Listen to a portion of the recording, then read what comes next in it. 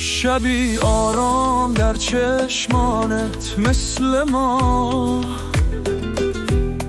دستت را با عشق رقصاندن بر پا. تمام شب کنار هم، شبی بی‌گناه، این لحظه ها به عشق تو بی پایان است را. در آغوشم قلبم هر لحظه، عشق ما یک ستاره در دل شب. با هم در این دنیای خسته رقصیدیم تا همیشه، تا صبح.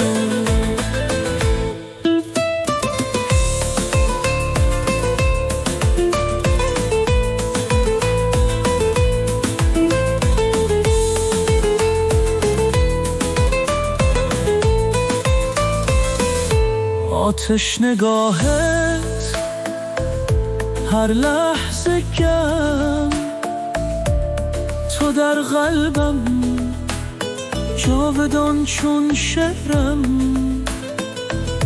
دنیای ما پر از لحظه های نرم، در کنار تو فقط قلبم گرم.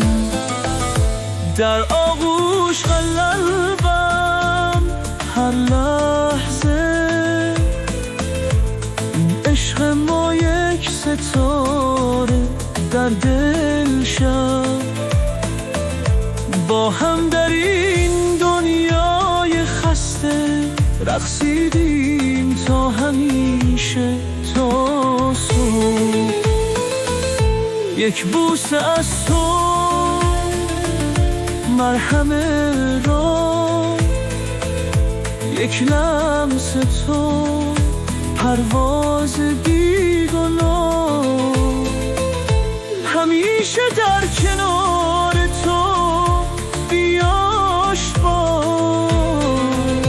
این عشق ما خواهد ماند تا یک ماه. در آغوش قلبم هر لحظه، این عشق ما یک ستاره در دل شب.